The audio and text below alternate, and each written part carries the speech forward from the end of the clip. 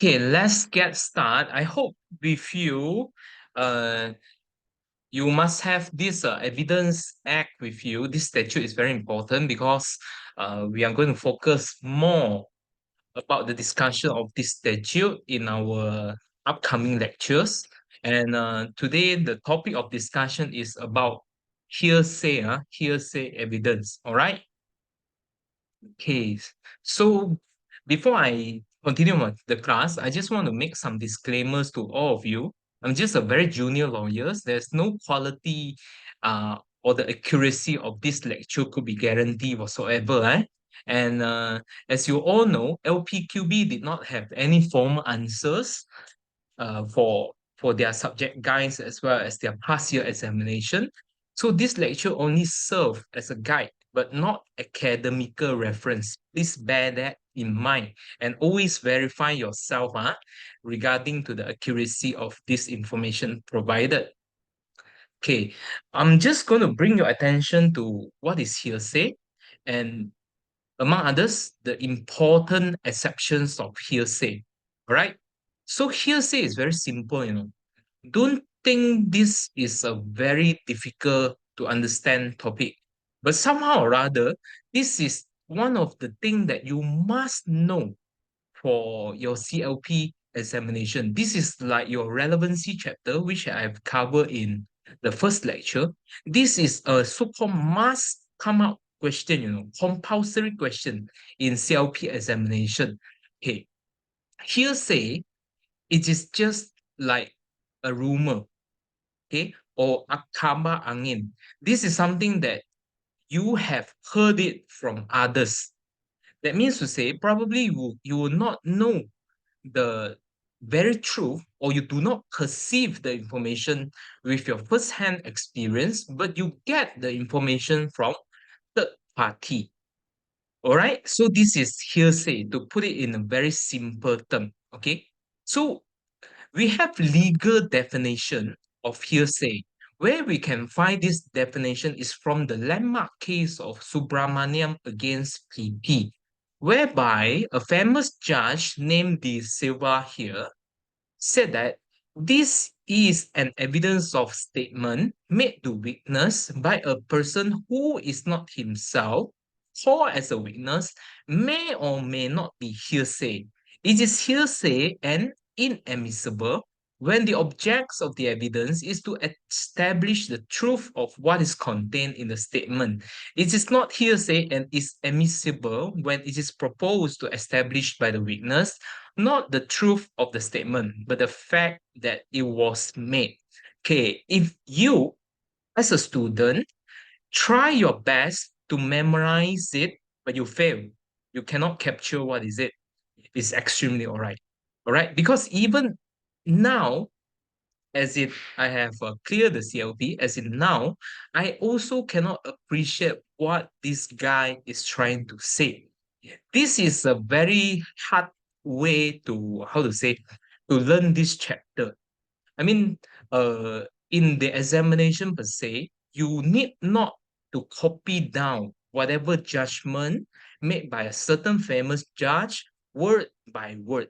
It will be a huge mistake for you to have committed so. So you must, in your own words, try to produce what can you interpret from this statement, or what do you actually understand about hearsay? All right, put it in a very simple terms so the examiners can understand you. You also can understand what are you actually writing during the examination. This is very important. Okay, so in a very simplified version, to define hearsay, you just need to master 4 points. This is number one. Hearsay is an out of court statement. All right. And it is repeated by a person other than, I mean, the third party, lah, not the person that perceived the first-hand information. And number three, the said evidence is being tendered to the court. And number four, that is very important, and don't miss this point. For the truth of its content. Only these 4 points that you have to memorize by your heart. Okay? Don't make things difficult by memorizing the Subramaniam definition as a whole. I don't think you can do it in your entire life. All right. So here said, having said so, it is pertaining to the issue of admissibility here.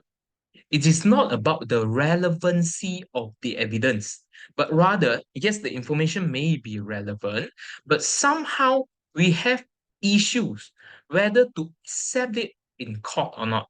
So this is what hearsay is evolving about. Okay, I give you one example here. Okay, this is one statement. I heard my wife said that she saw Ali kill Bala. Okay, you see, this is in a murder criminal case, isn't it? PP against Ali. Okay, by right, the best evidence rule suggested that my wife actually she's the eyewitness of this case, isn't it? She should have been called to give witness statement or oral testimony in the criminal court, but instead she could not come for a certain reason. And I was asked to give witness for this. My wife saw Ali kill Bala. If it is tender for the truth of the content, you see, the truth here is Ali killed Bala because the prosecution will want to establish that there is an eyewitness seeing the act of murder by Ali towards Bala. Is it so? So if it is tender for the truth of this content, and it was not by my wife to have said it in front of the judge, it will be rendered as hearsay. As simple as that. Try to understand this, Okay. And you must also always bear in mind in your thought process how the evidence is being processed in the thought. First, uh, first door, okay, or first threshold that an evidence must satisfy is always relevancy. Sama ada evidence bukti tersebut ada tak kaitan dengan case yang dibicarakan. If it is not, then the evidence cannot be admitted already. It is not relevant. Your opposing counsel will raise the objection. Okay, second issue, then if it is relevant piece of evidence, then we talk about whether this form of evidence can be accepted or not. The court can terima pakai or not. So this is the issue of admissibility. After all these two thresholds have been satisfied, then only we talk about judicial appreciations. What is the weight or probative value that is supposed to be given on this particular piece of evidence? So this is how it is done in the court process, regardless it is a civil court or criminal court. So remember, R, A, W. Okay, please. Okay, so next question that you have to ponder in your mind is because now we have this piece of statute, isn't it? We have Evidence Act. So you are putting towards to me what we have common law principle established by the case of R against Subramaniam, R against Sharp, etc. You have hearsay definition, but this is based on the uh, court interpretation of hearsay itself. Do we have anything codified in this statute? Okay, you will not find any word in regards to hearsay by this piece of statute. But somehow or other, you can infer, you can make sort of indirect inference from your section 60 sub rule 1, okay, in which it is referred to oral evidence per se only. Okay, if you read your statute nicely, it has got subsections A to D. It talks about a fact that is perceived by your five senses, lah. Whether you see it, you hear it, you smell it, you feel the touch, etc. lah. Okay, these are your five common physical senses. All right. If let's say, for example, the witness is the one that have first-hand experience, means he's the eyewitness, he hears some noises during the particular cases. Okay, he should have been called to give oral testimony in the court. So this is called direct oral evidence. All right. If it is not, then the statement that repeated by this sort of witness shall be taught by hearsay rule. So this is not admissible. So you have to pay attention also to subsection D, whereby even an opinion exerted by the said person should not be repeated other than the own person itself. Okay, so this is very important for you to understand. So five senses, you perceive the facts by right, you should have come to court. If you think that means opinion. You think something, you are opine that, okay, I think this happened, so in my opinion, so you feel so, so you are so-called um you are not factual witness, you are giving evidence. Okay, you are opinion witness, you are expert witness in the court. So this one also, you cannot repeat the statement by using third party. Okay, so in fact, you can get the case of Lim R.O. against Regina here lah, okay, as your reference. Okay, so why no to hearsay in the first place? Okay, first of all, the person that come to court as a witness will have to take an oath lah. Dia kena sumpah lah, okay? He or she need to undergo an oath process to say that whatever he or she said in the court is nothing but the truth only. But somehow or other, if you are repeating or you are saying it on behalf of any third party, that means the statement you cannot guarantee whether it's true or not. Okay? And somehow or other, you cannot also have the undergo the cross-examination to verify the truth by the opposing counsel, because you are speaking on behalf on behalf of somebody rather than you yourself have first-hand experience towards the truth of a matter.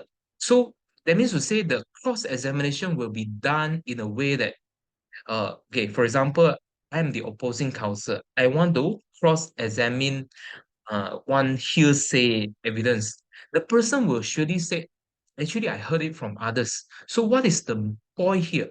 I can't verify the truth. Okay? And the third one is being the court is a place to do justice, and also there must be some impartiality and fairness. We must do our best to prevent fabrication or concoction of evidence. Otherwise, if you do not have these sort of boundaries, you accept the hearsay in the court, what will happen is your credibility or your, how to say, the credibility of the witness will be challenged. So you will have endless trial. The final one is it is not reliable. Having said so, if you have noticed or pay attention to the previous infographic information that I have provided, so there might be an error of transmission of information. We played the game before, isn't it? One past information said that, oh, this story is by right, should be okay. I hear from my wife that Ali had killed Bala. But after that, if it is repeated by another person, probably the story might turn and twisted into Ahmad killed Bala. And then subsequently after that, it could be Amir killed Bala. So how is it going to build some sense of reliability here? It cannot. All right. Okay. So these are the reasons why we say no to hearsay.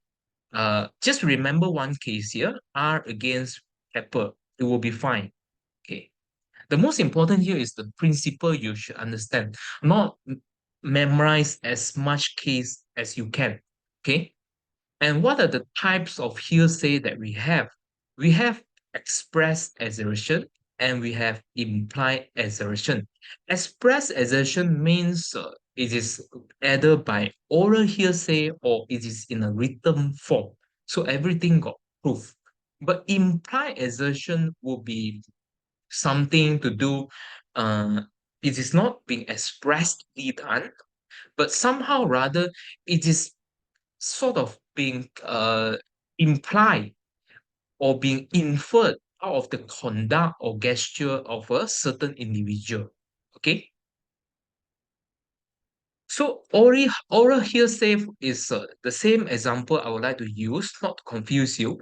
I heard my wife say that she saw Ali kill Bala. So the statement here, my wife saw Ali kill Bala, is a form of oral hearsay. It is not a document per se, and it is just an oral statement being repeated by me, all right, in the court process itself. Okay.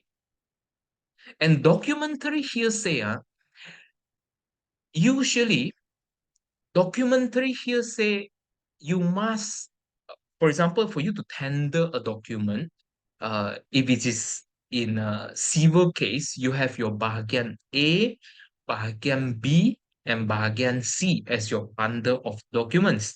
So in bahagian A, you don't have to prove anything because the content of the documents and the authenticity of the documents is already well agreed by the parties. So bahagian A, if you got anything in bahagian A, and that will be the happiest moment of your life because you do not need to spend any effort to prove it. Whereby bahagian B, the authenticity of the document is not in dispute, but rather we have to challenge the content, isi kandungan of the document in the court. But this is also not so hard to do because we call witness and then the witness can discuss about the document. Uh, for example, if you want to make your opponent's life very tough, and also this is not right to do lah, actually, you put everything in bagian C, in civil court per se. So the authenticity and also the content are in dispute. Party that wants to rely on this particular document would the trouble to call the maker of this document. I give you one example here. This is one of the invoices that we issue. For example, it is issued by Law Qingling, but this is a firm of Chris and Partner. Being one of the so-called partner there, actually, I'm only coming to court to give evidence. But the opponent party can sort of say that this, since this is in bargain C, the maker by right is this person, Law Qingling. So Law Qingling should be the one that come to say to the court, this document is not a forged one. I am the maker of this document. So I can testify this is a genuine and so-called not a fake document. But if she is not called, but instead one of the partner of the firm is being called to testify or verify the authenticity of this document, it could be called as a documentary hearsay. Can you understand? So, very simple term, the maker of the document shall be called to the court to verify the authenticity of a document. Okay. And the case that you can refer here, one of it would be Myers against your DPP. Okay. Imply hearsay. Okay, you have I recycle the case to make your life easier. You use the case against Tepper against. So this case is Mr. Taper was actually charged for setting fire to fraudulently make claims towards insurance company. So the prosecution actually charged him because of this fraud thing. And the prosecution actually gave witness in regards that he heard, you see, he heard a woman shout, your place burning and you are going away from fire. Okay, you see the whole statement, if it is tender for the truth of the content, it will be the place is burning, isn't it? Because it is the truth. You burn the place so that I mean, you burn your house fraudulently, so that's why the place was found on and being seen burning, and you are running away. It shows that there's some weird element here. Somehow or other, the prosecution's this statement here can be inferred also, isn't it? That the accused is present on the scene. So you cannot use the defense of alibi here. So this is what we meant by implied assertion. So the express content here is actually the house is burning and you're running away. But this is not important. The one that you read beyond the line here would be you are present at the scene. You are there. Okay, so this is called implied. Okay, hearsay. So what are the so-called major hearsay exception that we are going to discuss today? To make your life simple, I have grouped them into five. This is must know one. You must know regardless of what reasons. Okay, first you have to look at section 6. And then after that, you have to look at what we call as the index. At least you get familiarized with this page. So my brother and sister, I really urge you, before you sleep, it is not the textbook that you should read. If you aim to pass, I mean CLP, I think you should focus more and more on the statute. You familiarize with how to read this statute better. Okay, so where will be the second one? Statements by person who cannot be called as witness. These are your section 32 and section 33. And you have statement under special circumstances. These are under your section 34 to 38. And you have your documentary hearsay exception rule. This is a wide provision under your section 73A. And you have your computer generated document under your section 90A. Okay, we'll look at it. We'll look at them in turn. Okay, section 6, or what we call as common law principle of res gestae. Sometimes this sort of question could come out as a essay question. But if you are engaging on this sort of essay question, make sure you really have a vast reading about the opinions for saying that the as section 6 is a codified version of res gestae. Otherwise, do not do lah. You'll score very poorly. All right. And section 6, from the literal meaning itself, it said that relevancy of facts forming part of same transaction. That means to say it is happening almost at the same times or same place, or at least it is part of the process of an act. Okay. Okay, so why do we actually accept section 6 or res gestae here? Why is that so? Okay, just now we talked about why hearsay should be rejected. Okay, one of the issue here is regards to reliability. If let's say, for example, I kill my wife. This is my favorite example to be used in the class. Okay, I kill my wife. Spontaneously after killing my wife, I call my brother and inform him. So the phone call itself, the conversation that took place immediately after the murder of my wife took place will be relevant under this section 6 or res gestae. Having said so, why is it so? Because it happens so fast, so immediately after the killing took place. Okay, so it comes to the second point here. It is spontaneous. I have no time to think, no time to plan, strategize, fabricate, deliberate, or etc. It is not some sort of thought here. Because I was scared, I have no experience to kill human being. So this is why I panic. I mean, in a panic mode, call up my brother and inform him, hey, bro, I've done something wrong. You know what happened? Something very serious. Your sister-in-law is bleeding. I stabbed her with my knife. So those things, you see, You cannot fake it. It happens in the process, in the same transaction. Okay, number three, the the phone call must be relevant. It must be about the murder. I cannot call my bro after the killing. Hey, bro, let's go for a movie.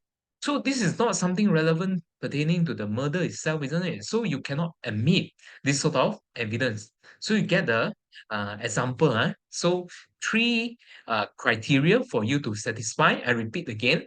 First, the said information must be reliable and it must occur spontaneously. And the third one, it must have some relevancy to the trial issue. Okay. The famous case, I think you should have really memorized well would be R against Andrew.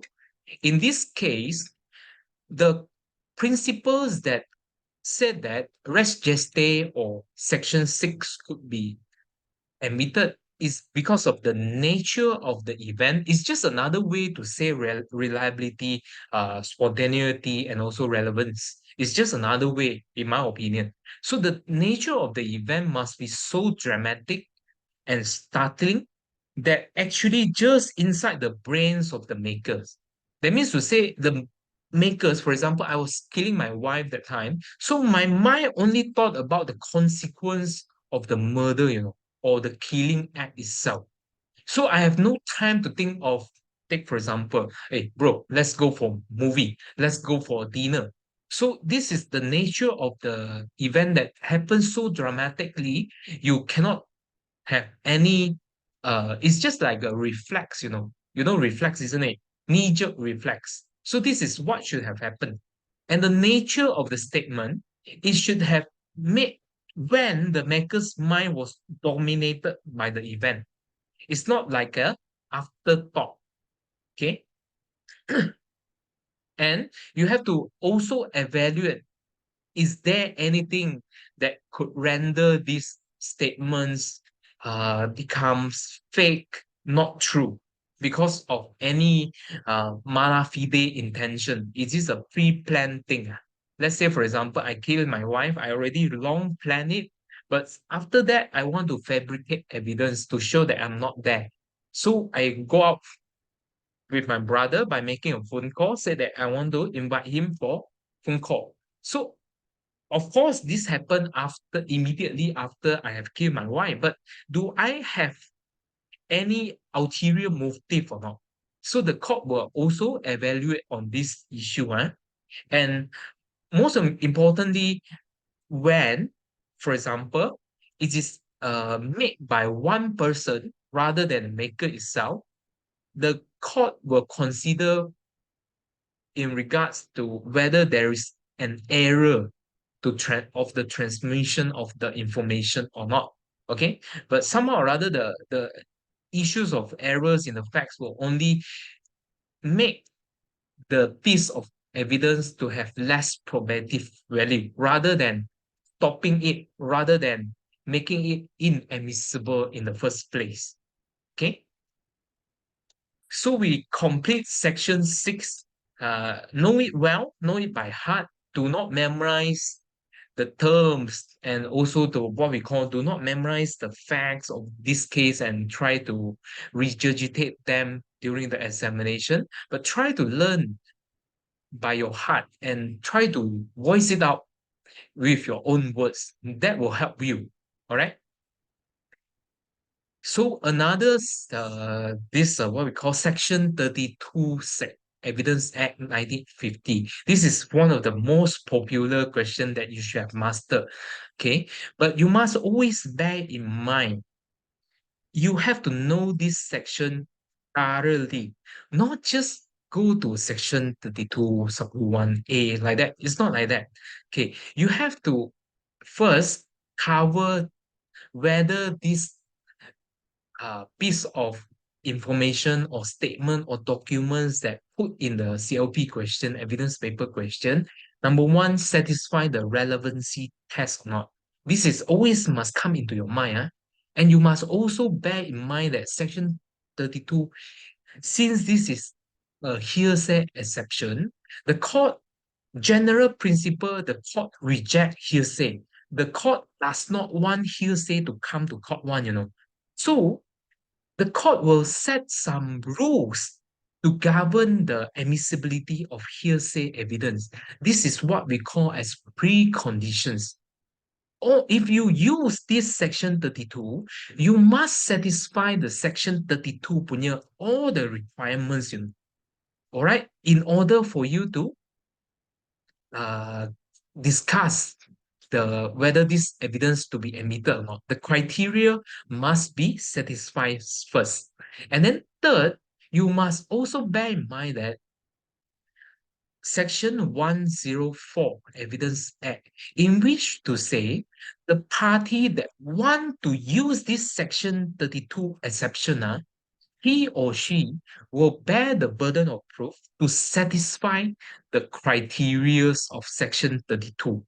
Okay, for example, this is a dying, the maker is dead, the maker cannot be found, the cost to bring the maker to the court is so expensive, and then it will cause delay, etc. These are the evidence you must put to show to the court that, oh, I have satisfied this section 32. Therefore, now I'm relying to section 32 sub rule 1A, for example. Okay. And then finally, you discuss section 158. This is the way that you think the evidence will be given at the end of the trial. So this is the complete process for you to use section 32 exception here. Okay, very important this slide. So we back, okay, relevancy I've already discussed to you. It is governed in section 5 of your Evidence Act. The so-called evidence can only be admitted whether it is a fact in issue or relevant facts. These two only. Okay, I will not spend too much time to discuss in this lecture, but rather I want you to focus on why the maker cannot be called as a witness. If you are using section 32, for example, you have to satisfy one of the criteria under your section 32 sub rule 1. Okay, you have to read at least, I think, a few times now. If your memory is seriously good, you read one time. But if your memory is not so good like me, you have to read multiple times with highlights here and there and do notes on your statute and try to understand what does it mean. So the criteria set out in your section 32 sub rule 1 would be either, this is disjunctive reading, is with the word or are here. Okay. So this means if let's say the maker is dead, okay, then you can go. Okay. Or the maker cannot be found or sudah hilang lah. Okay. Or subsequently cannot testify because suddenly got some mental illness, old age, very ill, testify by medical certificate, okay, or the attendance cannot be procured. For example, this particular material witness suddenly moved to UK, but our cost in this civil case is only 100,000. For him to come, it will cost 20,000 expenses. So not fair, isn't it, to the parties? It will cost expenses or delay for the court process. Provided one of the criteria of this section 32 sub rule 1 is satisfied, then only you can move to the subsection A to I here, A to J here. Okay, so you get what I'm saying, and the condition above must be strictly adhered to. Okay, you cannot go straight away to the subsection 32 sub rule 1 A to J or one of it without having this condition to be satisfied before that. Remember well. Okay, remember this. And you can use the case of your SIM2B here.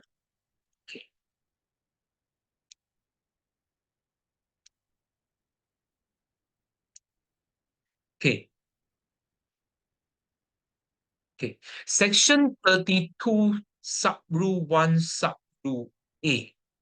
Okay, this section is commonly used or being described as dying declaration, but somehow or other, you must try to digest and understand what is the purpose of this section. It's not when the person is dead, then you can use this section 32, sub-rule 1, sub-rule A. It doesn't work in that case.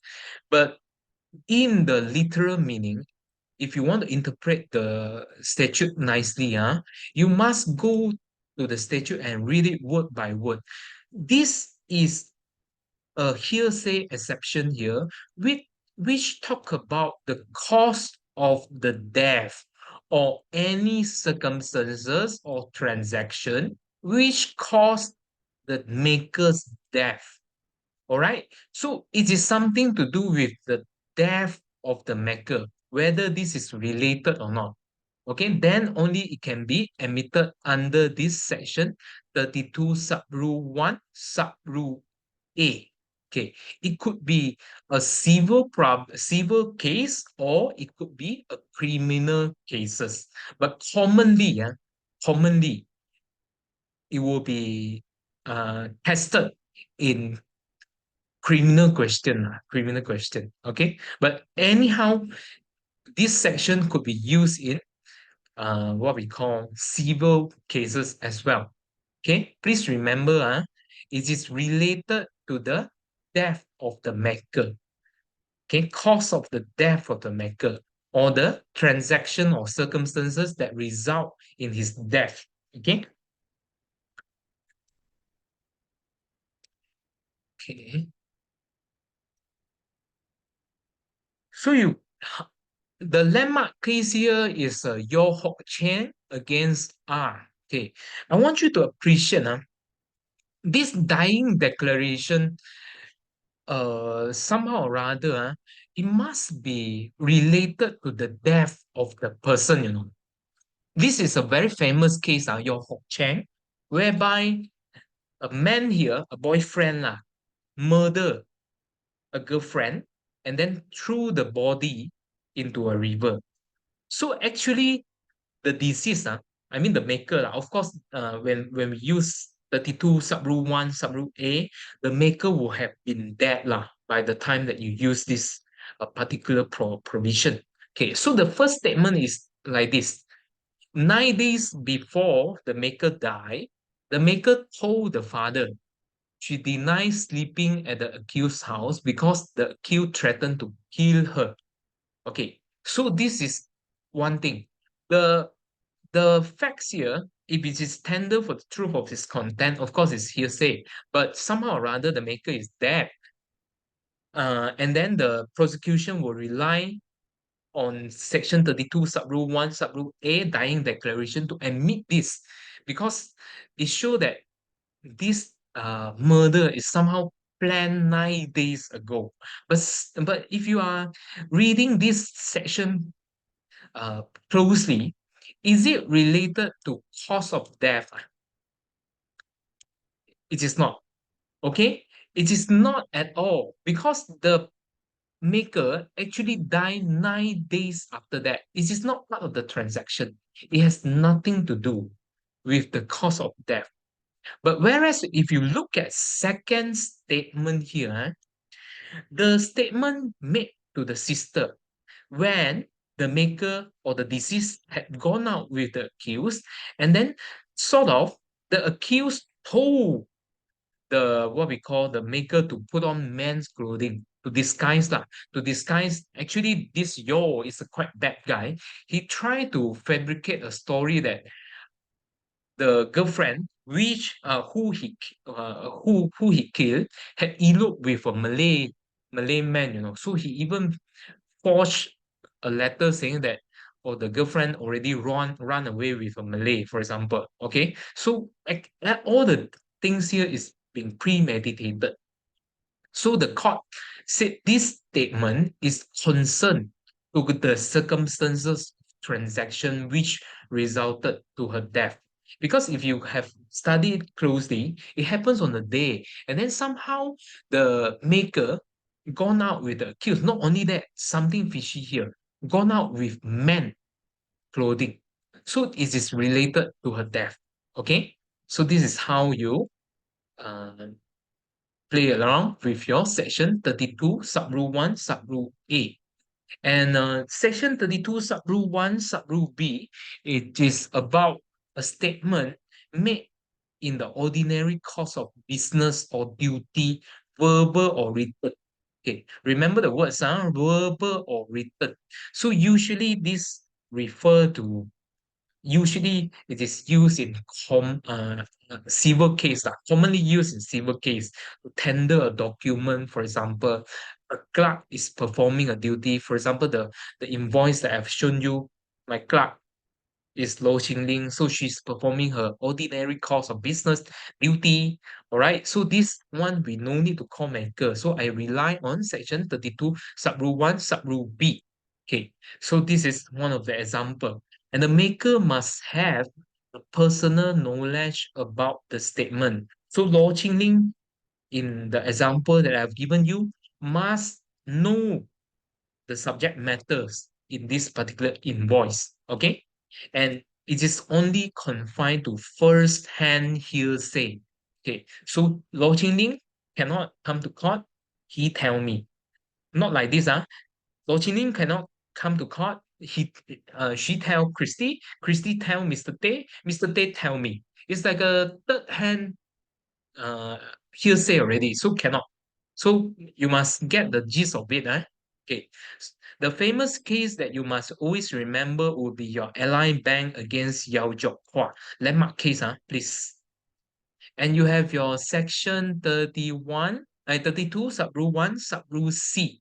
If the statement here is made against the pecuniary or proprietary interest of the maker, that means to say the maker already died and he or she makes some statement that is against her own interest, for example. This is out of logic, isn't it?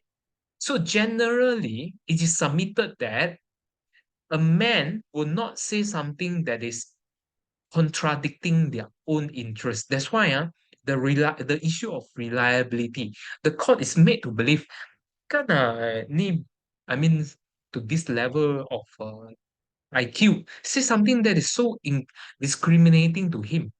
So it cannot. Okay, so this is fall under your section 32, subrule 1, subrule C. You can have your case of PP against Foster here. And section 32, subrule 1, subrule D, not so popular. It is merely on the opinion to the public right or custom or matters of public or general interest. Okay, this one do not pay so much attention. Pay attention on A, B, I, and J. Okay, and this is section 32, subrule 1, subrule E. So far, I've yet to see any question back in 10 years' time regarding to this uh, hearsay exception that talk about relationship by blood, marriage, adoption. Usually, we use it in how to say this probate case whenever you have dispute with the estate thing, okay. And your F also is about again probate also, will or deed in family pedigree thing or tombstone to show the so-called the validity or the admissibility of the evidence in regards to the family bloodline things. It is closely related to your E subsection. I have not seen any questions so far, to be frank. Okay. G also, I have not seen any question. It is pertaining to any documents relates to your section 13 subrule A, which talks about the right or custom in question. Okay. In practice also, we hardly use this. Okay.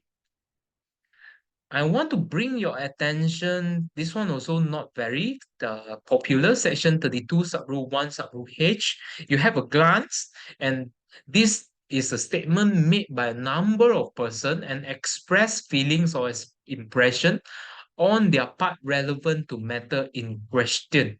Okay, this is taken for example if they feel threatened, intimidated, for example.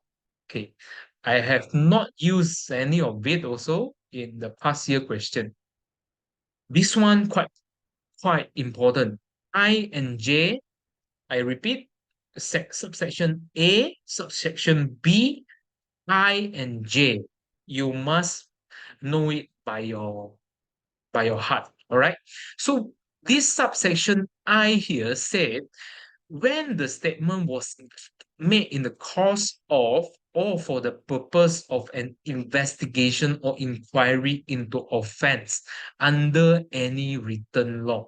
That means this subsection 32 subrule 1 subrule I here can only be used in criminal cases because the literal meaning of the statute is clear.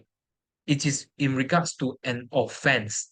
So usually this is used in reference to your section 112 CPC statement. That means your rakaman percakapan di balai polis. Okay. And section 32 subrule 1 subrule J, it is a statement made by public officer in the discharge of his duties. Okay, that means to say, police officer transfer to somewhere else, but this is his notes. This is his recordings when he was before he was transferred. He was the IO, for example. He took down all the investigation, but now he has some sort of promotion. He got transferred to Sabah or Sarawak, and he could not come back to testify in the court. So the whole statement or the whatever statement that he had made in discharging his duty could be admitted under section 32 subrule 1 subrule J, provided the preconditions of section 32 subrule 1 is satisfied. Okay. Okay, there is a dispute in regards to I and J. I think this is quite popular question as well because you'll be tested whether you can understand the development of law or not. So if you have a look now at your section 32 subrule 1, subrule I and J, in between these two paragraphs here, there's one and word here, done. Okay, and so is that mean I and J must be read together, or it could mean I and J could be read separately? So this is the dispute here. Okay, it is pertaining to the drafting of the statute. So what is the intention of the parliament? Is being discussed lah. You know, because if let's say it is I alone, probably it will be easier. But if it is I and J together, probably the job is a bit tougher lah to satisfy in the face of court. Okay, you have a case of Michael Anayo against PP that submitted that I and J should be read together. Why is it so? Why is it so? Because I and J conjoined by the word and. Okay, so the ruling judge here said that before amendment, so they trace back to the history, they trace back what is the intention of parliament here. So they said that before amendment, section 32 subrule 1 only got subsection A to H. So, but then all it is divided by this semicolon, dot and comma. Okay, dot and comma, semicolon lah. Okay, but somehow or rather they did not add any and word there. So that's why the intention of the parliament is to have this I and J to be combined in one paragraph. So you understand, huh? Okay, so this is, in the other words, it should be read conjunctively. Read together lah. Because ada perkataan dan di situ. I and J. Okay. But subsequently, if you read this what we call the latest development, that's how you need to read more and study the case law, what they say law. If you read all the subsection here is actually starting with when. Subsection A start with when, B also when, C when, D when, E when, F when, G when, H when, I when, and suddenly J here is a where here. You get what I'm saying? Yeah. So this is another submission, that they think because there's a changing of word from when to where from this part. Where's the pen? Wait, okay. You see from here, all the previous one is when. Suddenly, when it reached J here, it becomes N. It becomes where. Okay. So this is another reason why these two should be read together. So this is how the court read between the lines lah. Okay, you get what I'm saying, huh? Okay. So two reasons Michael Anayo said why it is being read conjunctively. First is because there's a and behind the semicolon, and then the word change from when to where. So this is what it means. Okay. Subsequently, we have cases to say that it should have been read separately. In PP against Muhammad Fairuz here, it is some sort of guidelines provided by the court saying that para I here, okay, section 32 sub rule 1 sub rule I here, by right should have generally apply to your section 107 CPC. This is your first information report. Section 112, your rakaman percakapan, and also the section 113 lah, that talk about the privilege of your section 112 and its exception. So you have your para J, which is more discharge the duty, isn't it? So it is more towards investigation theory that you have got during the Brahman process, etc. Okay, the current position now is the case of PP against Siti Aisha, whereby there is this incident is a very famous one. Kim Jong Nam is the brother of the North Korean, this not Korean one, this uh is detector lah, Kim Jong Un lah. Okay, Kim family. So this Kim Jong Nam was murdered in Malaysia KLIA by two women. One of it is Indonesian lady PP again. Siti Aisha lah, with VX poison. Very famous case. You Google and you can see all the conspiracy theory. It is submitted that okay, these I and J should be read separately.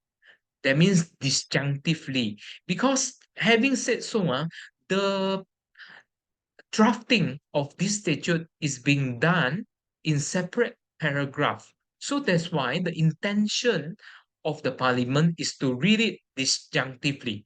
So this is your position of law now. Okay, now. And if you read again, you pay attention to this new amendment. This is your 2017 amendment. It comes in such a way that it provides a new admissibility of evidence under section 265A of CPC. Okay, so what does section 265A CPC say? This is to protect some witness, especially jenayah sexual nakana, whereby the kid as the witness, as the material witness, somehow or other, he or she shall not be compelled to come to court and being cross-examined by the defense counsel.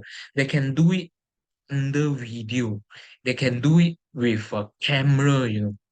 So would it render the so-called evidence as a hearsay? Section 32A Evidence Act say no. Because memang is our law, if it is to align with international standard, we have to protect certain women from their identities to be discovered by the accused. So these are so-called the protected witness lah. Sometimes it usually is children. Sometimes it could be some sexual victim. This rapist, serial rapist, raped so many women, and then some victims did not want to come to court to testify. So it will satisfy the requirement under your section 265A and section 32A of your Evidence Act here. Okay. So as simple as that, I cannot say this is hearsay. Okay.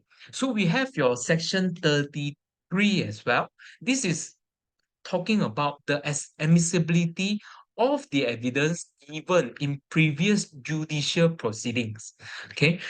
Provided it is the same matter to be trial, same parties also, the same question that you are going to cross-examine. So there's no need to repeat the same. I mean, you do not need to repeat your statement so many times. Okay, take for example, you're being charged for multiple charge, and then the IO is the same. You're going to say the same thing during trial number A. I hope you know by now, one charge, one separate trial, isn't it? So you already say it so. So second trial, you have to come and repeat. Isn't that not so economical? And also you cannot dispose the case expeditiously. So this is the reason provide that the witness, the evidence, if it's provided in the previous proceeding, or you can terima masuk, provided it is the same. Okay. But you also need to satisfy the relevancy test. You also have to satisfy the preconditions, and other condition is like same parties, cross-examine is done similarly, issue lebih kurang sama. Okay, so these are the condition that need to be satisfied, because I already repeatedly told you, hearsay generally no. When it is yes, why? Why it is okay now? So strict conditions will be imposed on that evidence. Please remember. And you can use the case of CU Poll against PP. CU Poll is about the duplicity of a case is pertaining to, if I'm not mistaken, is two robberies case here. Okay, so same evidence, only same witness, no need to give so many times. I mean, in the subsequent judicial proceeding. So when you talk about section 32, section 33, you must end your discussion with the weight that could be given on that particular evidence to complete your answer. So, having said so, section 158, okay, provides that when a statement is relevant under section 32, 33, and it has been proved, okay, whether it is to contradict or to support the whatever evidence, or even to impeach the credit of the person, the so-called weight must be given. All right. You can use another case, PP against Muhammad Jamil Yahya, also a landmark case. Okay. So section 34 talks about special circumstances. Okay. Special circumstances here is about the emission of entries in books of account. Okay, provided this entry does not show any liability. Remember the word here. Okay, but I have not seen in my life yet lah. pertaining this question that come out. So, but try to memorize it lah. Okay. So entries are emission of entries in books of account, section 34. And this is about, again, entries in public or other official books, register or records on premise. Take, for example, we have land registry. We have nowadays no more book lah. It's all everything is inside computer. We have investigation diaries done by the police. Also, everything now computerized. So this sort of entries in the public registry records, supposedly done by public officer, it shall be presumed that they have done their job honestly, impartially, and accurately. So we will not trouble to call those officers that key in the data to come to court. So it could be admitted under this section 35 Evidence Act here as hearsay exception, because the reliability of the evidence we cannot question. Those people, for example, the pegawai bill, the pejabat tanah there, they are keying in due to their works, they are not for their personal interest. So you have no reason to doubt the accuracy of the information that being entered here. Okay, so this is what it meant here, lah, section 35. And of course, you have case of Datuk Motak Hashim here also, lockup registers. Okay, and section 36 to 38, quite simple. It is about maps, charts, legislation, and law books.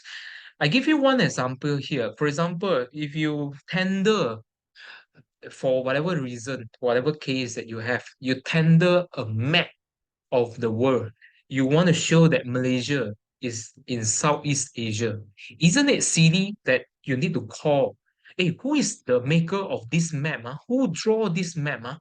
Seem to come to court to testify like that. So this section 36 to 38 enables you, without calling the maker, you can tender it.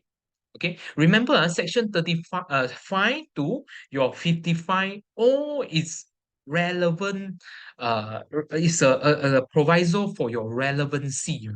So whenever it comes into it, then relevancy satisfied can be admitted. Okay, so this is how it works. We come to one of the super duper important hearsay exception. That is your section 73A. Super duper important when we are dealing with civil proceedings. Okay, you must read this section over and over, and I will say it another time, over again, until you can understand what is it, because it is a very wide provision. You see, if you want to tender documents in civil proceeding, your choice are very limited. You can go by section 32 sub-rule 1, sub-rule B. You can submit that these documents comes under ordinary course of business, but bear in mind, it is a very strict provision, and you have to satisfy why the maker cannot come. So, whereby section 73A here, you can tender without the need to show what we call the maker cannot come. Sometimes you can even tender a photostat, the secondary rather than primary documents. So this is a very wide provision that you must learn by heart. Almost everything civil documents, you can go under section 73A. Okay. And to summarize for you, section 73A only apply to your civil case and only apply to documentary evidence. And it shall be relevant, or it shall be applicable if the maker is being called as a witness. Okay, the document, it is to show consistency. Okay, this is one. Secondly, if the maker is not available, also can, no problem. Take for example, the maker is lost, cannot be found, or dead, or the maker is available but is not being called as a witness, also can. And you must also think that this is, like I said, is a very wide provision. It even allow photostat copy of the document. Digital copy also can go under this. On top of that, your section 90A, your computer generated document also can. But what if it is a scan copy? It is also can. Okay, section 73A sub rule 2. Very wide provision. And this is, among others, very important point here. This is a hearsay exception. When you know, just now I told you, hearsay got a few types. One of it is documentary hearsay. So this is one of the example here. Maker need not to come. If we can apply section 73A, it is not hearsay. So this evidence will come in favor of the party that use it. Okay. And landmark case, you use the case of BNC Asiatic Holdings against Honda Gincan lah. The rest no need to memorize lah, such a long name. Okay, so under section 73A here, the statement is admissible under three conditions. Like I have said to you, if the maker comes, 73A subrule 1, subrule I, and when the maker cannot come, but one of the section is satisfied. But if let's say the maker is available but not called, you have to fall back to your subsection 2 of section 73A. So it is a very, very wide. Generally, everything can. Okay, generally, provided it is relevant. Okay. So I put a query here because you see, subsection rule 1 said that the maker need not to be called if he's dead. But let's say, for example, you want to rely it, you have to use section 73A. But on top of that, it is also your duty to prove to the court why this particular person cannot come. So section 104, probably you need to use. But so far in my submission, I never use lah. I never use.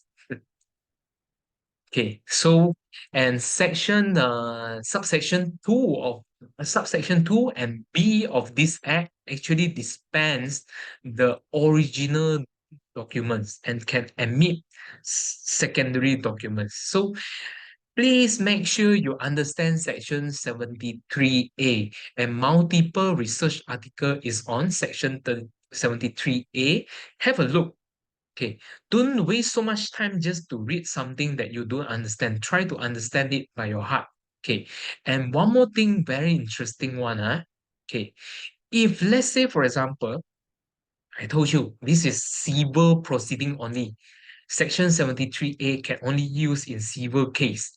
Okay, Ji Huibing against Christy Lim, Ji Huibing against Gan Xian Yang, something like that. Okay, civil case. Take for example, during the trial, the document, because we mark our document, either as exhibit. Exhibit means the court is satisfied that it is a genuine, it is not, it is authentic document. So exhibit weight more. If let's say the maker is not coming, it's been made as ID, identification first. That means the court take note, but the court is deciding whether to admit it, provided you satisfy the requirement.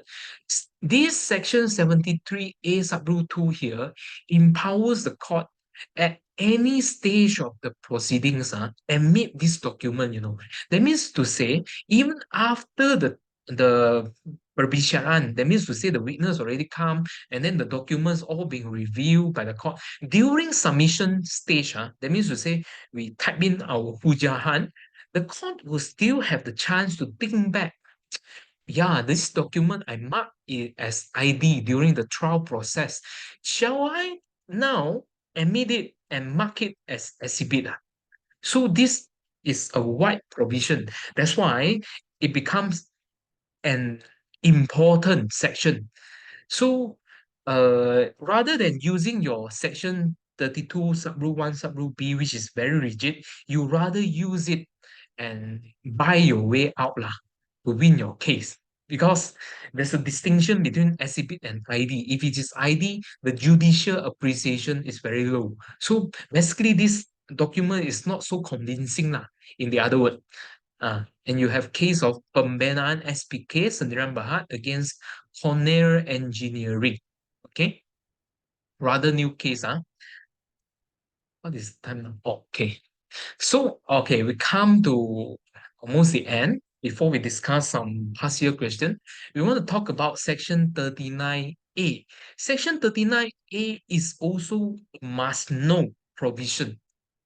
Why is it being so? Because nowadays a lot of things is computer-generated document, photo, emails, WhatsApp, okay, CCTV, for example, all that is considered as computer generated documents. You will use it either in criminal court or civil court. There's no way for you not to know section 90A in order for you to practice, but most of the students only limit their knowledge to the title, but this is a very comprehensive section. So again, I urge you to read your section 90A just like the way that you read your section 73A. Okay, why my slides? Okay.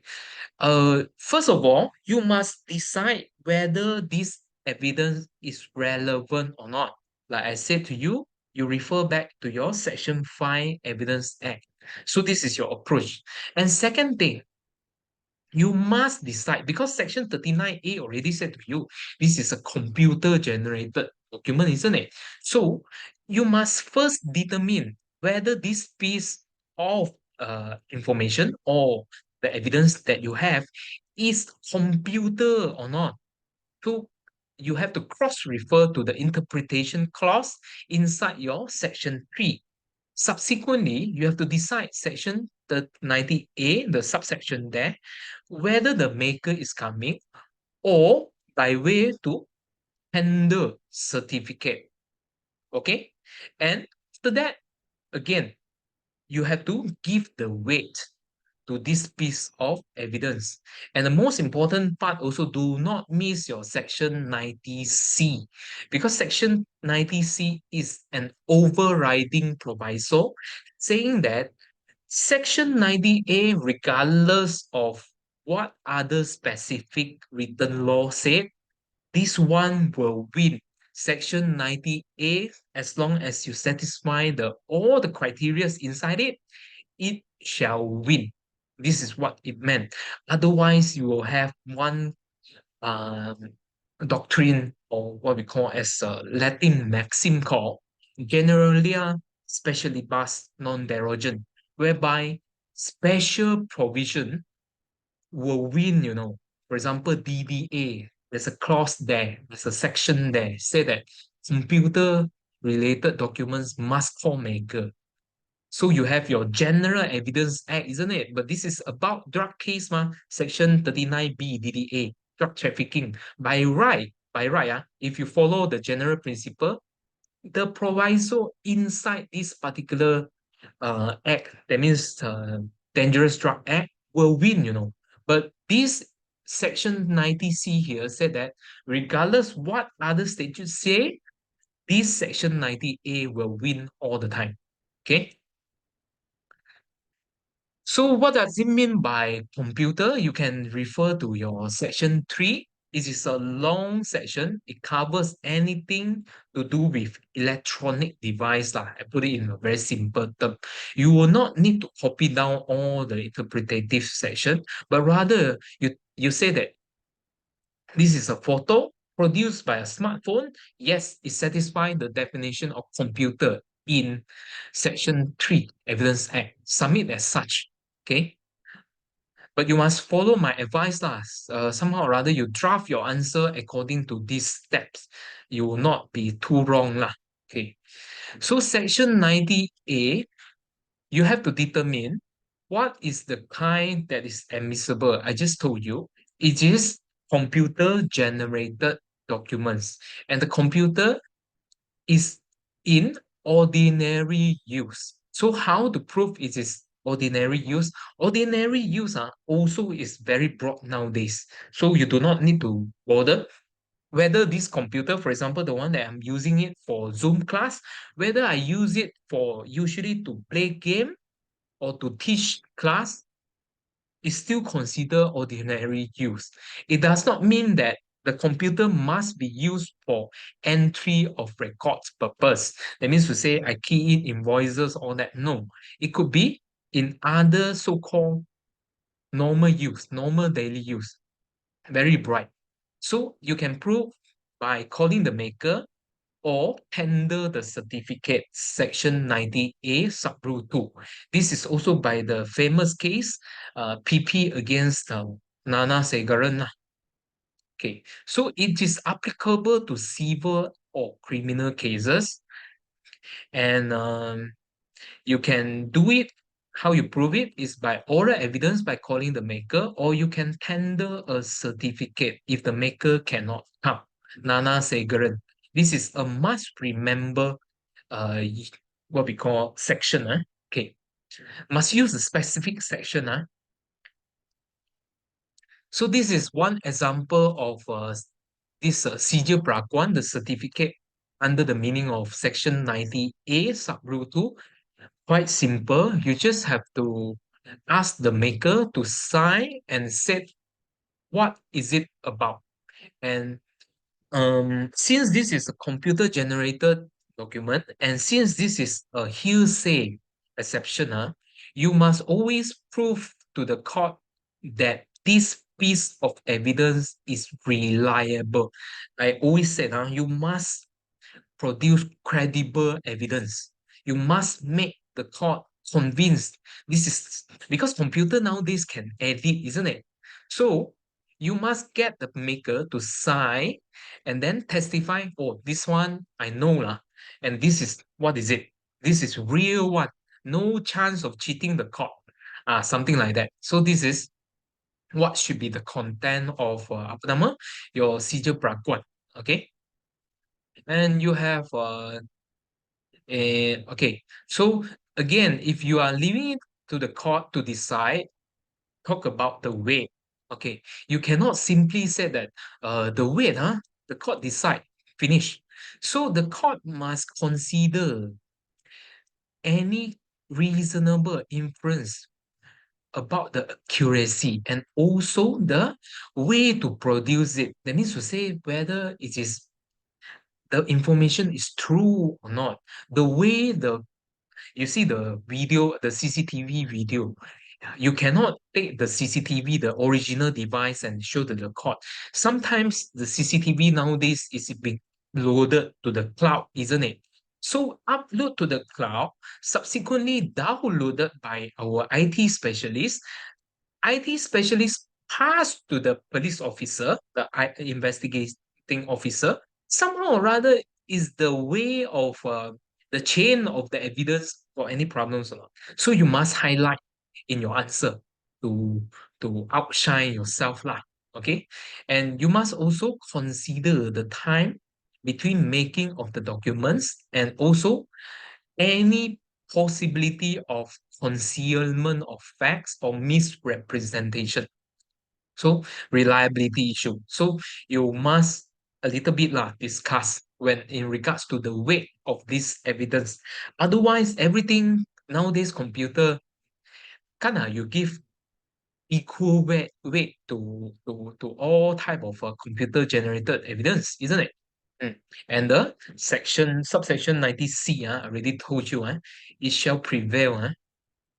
Okay, so what are the popular example of computer generated documents? Okay, you have bank statement, DNA profiling, CCTV recording, computerized bus ticket, emails, call logs, WhatsApp. You just have to memorize the case and then fit into the slot. As simple as that. Okay.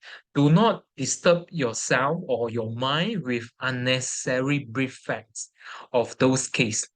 So long you understand what is it about and you understand the operation of Section 90A, I think it will be sufficient. Oh, my mouse really got some problems. Wait. Okay. WhatsApp message. Okay, you have case of Panil Selvam against Tan Chia Fu here. Panil Selvam also one case that you can use for Section 73A. Like I say, Section 73A is a super wide. It extend and it encroach into Section 90A also. You can use it in alternate. If I were you, I prefer Section 73A lah because easy. So that's what I told you just now. Okay, so it said that if, for example, if you want to use Section 90A, but somehow or rather the condition or the requirements there is not fulfilled. Take, for example, the maker is not called. You don't have certificate, but the evidence is not void, it's not totally out, You can use Section 73A to even accept to admit your WhatsApp message. Okay?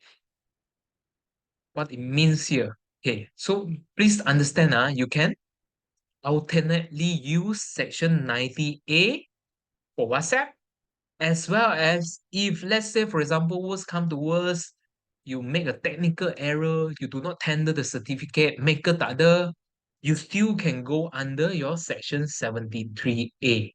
So broad thinking.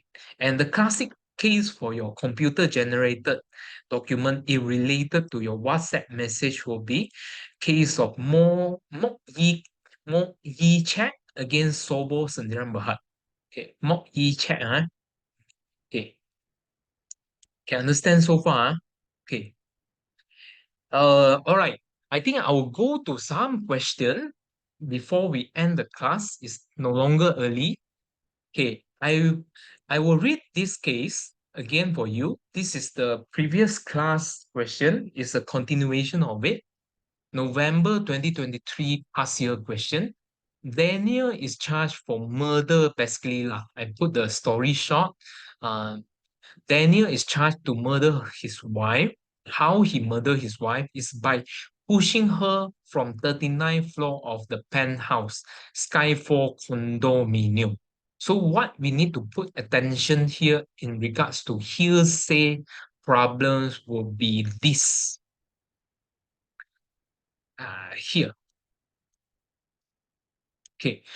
Betty's friend Jane disclosed to authorities that Betty had informed her that she was going to ask Daniel for a divorce and prepare to face Daniel's wrath. Okay, so this one is the question that we want to focus in.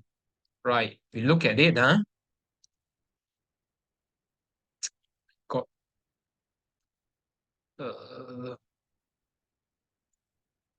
okay, so it is asked to discuss in the question, this is compulsory question, advise the prosecution on the relevancy and admissibility of the following facts with reference to Evidence Act and relevant case law. So E here, Jane's statement of Betty's intention for divorce. Okay, so my suggested answer here is as such lah, all right? The fact given in question, Betty's friend Jane disclosed to authorities that Betty informed her that she was going to ask for a divorce and was prepared to face Daniel's wrath. Okay, so before we talk about hearsay, we must discuss relevancy issue. Okay, what is it? Divorce here could amount to motive. Okay, motive whereby it can cause Daniel to kill Betty. So this is a highly relevant statement because the reason that contribute to Betty's death will be probably is her intention that she informed Daniel that, hey, I'm going to divorce to you. And then probably Daniel could not take it and got provocation that time and pushed Betty down from this condominium. So it amounts to motive. You use the case of Namaban lah, Nalianan against PP. So this is satisfy the relevancy test here. And then subsequently, you only answer this one part already, eh? And subsequently, you must look at the issue pertaining to admissibility. So now you look at it. Betty was the one that uh, told Jen about this, isn't it? By right, who should come to court? Betty, isn't it? But Betty died already. She was the victim of the murder case. Okay, so I will say that Jane's statement will be caught by hearsay rule, according to R against Subramania, if it is tendered in court and it is for the truth of its content, namely it is not it is about the divorce lah, and also the wrath. I mean, uh, Daniel is going to get angry part. Okay, and the statement is repeated in court by Jane instead of Betty, who had died. Okay, so next, you must divert the attention of examiner that you are going to discuss the exceptions of hearsay rules, whether it is applicable or not. Okay. Okay, so you further submit that the fact that Betty, the maker of the statement, had died duly satisfied the precondition laid down in section 32 sub rule 1 Evidence Act, because one of the precondition you must satisfy is the maker is dead. So this is okay lah. So accordingly, the prosecution may need to tender the death certificate to prove Betty's death. Burden of proof is on the prosecution. This is the party that you advise lah. So you must advise them, Otherwise, yeah lah, no doubt. Forensic report, all that is already there. But still, you show your understanding of your section 104 of Evidence Act. And however, Betty's statement was made in regards to divorce. So you want to see whether dying declaration can be applied or not. Is it about how she died? Is it the cause of her death? I will say no. In this case, the first paragraph already told you she might have been pushed, because it's not conclusive yet. So she might have been pushed by Daniel from condominium, or any circumstances surrounding her death may raise question regarding foul play or any transaction. So in other words, the statement pertaining to divorce, pertaining to Daniel's anger, whatsoever, is too remote. Okay? If I'm the opposing counsel, surely I will argue like that. It is too remote from the cause of death or even the transaction that leading to the cause of death of Betty. So you can draw an analogy from the case of R against Yo Hock Chang that we have discussed. And therefore, conclusion, because you still need to advise the prosecution, isn't it? So you have to say, in short, this evidence shall not be admitted by the court. So you cross-refer to one more section, section 136, Evidence Act. If you want, you can use the Datuk Sri Anwar Ibrahim case. If you are very smart enough, you can even quote the Augustine Paul statement that is whatever he said about court had the discretion to admit evidence and also to reject evidence at the same time. Okay, in Dato Sri Anwar Ibrahim against PP 1999 case. Okay, so this is how basically you should answer. And second question, we have Billy here commenced legal action at KL Session Court against Pseudo for negligence. So Billy made claims that he sent his car to Pseudo's workshop for general service that Pseudo had failed to diagnose, that the car brakes were in fact defective. Billy's claim soon after the general service, he had an accident and his car was total right off. Gone lah, his car after the accident. So Billy now sues Pseudo for damages, interest, and call on the cause of action, negligence. Okay, so at trial, Pseudo sought to admit in evidence Sergeant Brani's affidavit. Look at it carefully. Okay, if you do not read the question carefully, then I'm afraid you may answer wrongly in totality. Okay, so this affidavit is tendered by Sergeant Brani about his opinion. Okay, mark the keyword here. And the accident was not caused by the defective brakes, but caused by Billy's reckless driving. So, Pseudo, as the defendant, want to avoid the liability by putting faults on Billy's reckless driving. It's not caused by the brake, but you don't drive safely. So, Sergeant Brani made the affidavit prior to the trial. See, and he's now posted to Sabah and cannot come to attend the trial. So Pseudo's counsel submitted as follows. A. Sergeant Brani was the police officer investigate the accident. IO in charge. Sergeant Brani's leave to KL, Kuala Lumpur of the trial cannot be approved. So that means to say could be some cost or delay of the what we call the trial itself.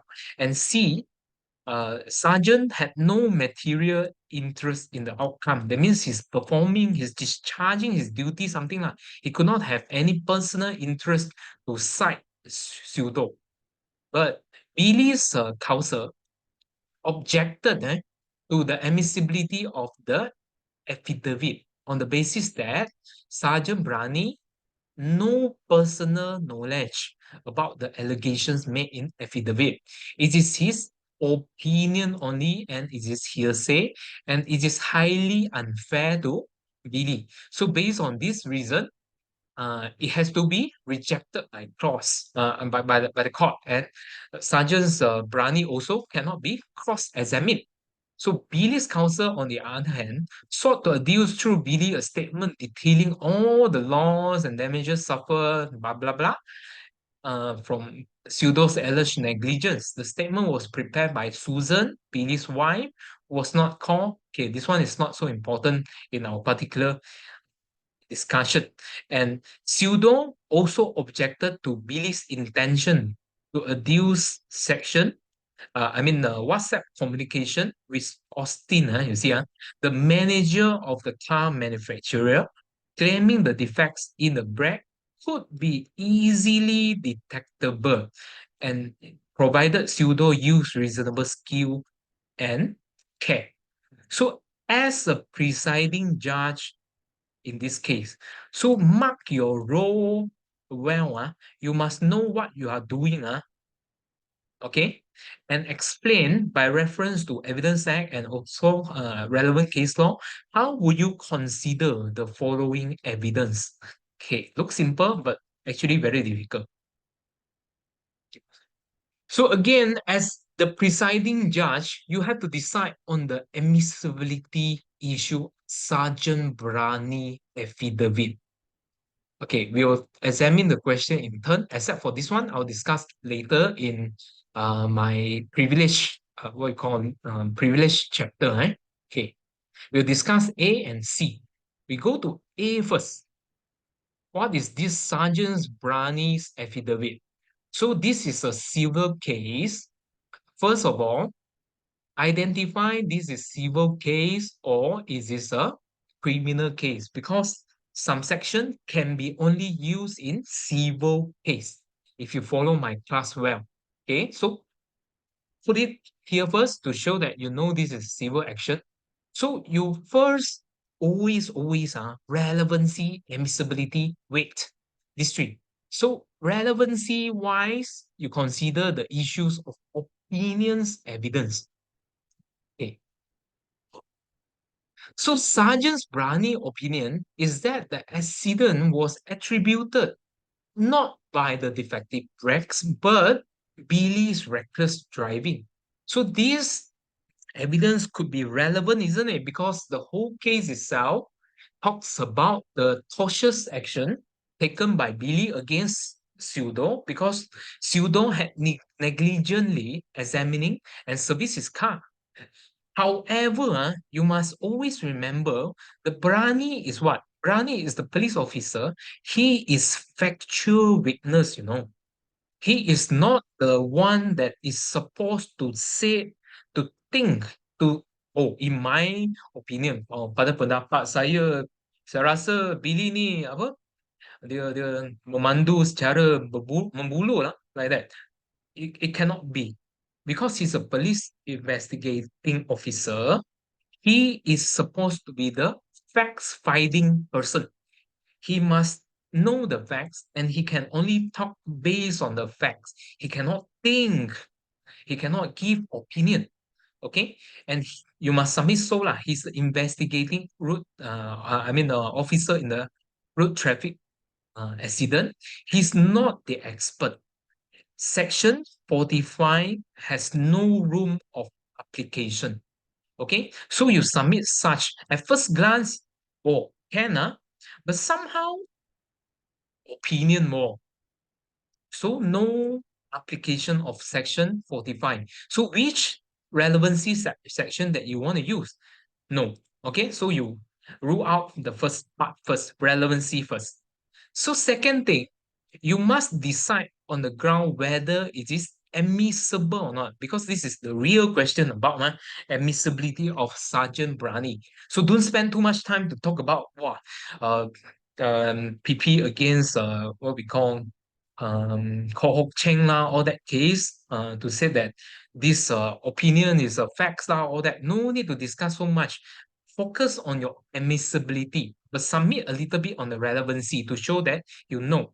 Okay, so you are the judge. You have to decide whether defense counsel can be believed or not, whether the three alasan, the three grounds that talked by the defense pseudo can be accepted by you. So first submission, Sergeant Brani, police officer, IO. Second, cannot come, no approval.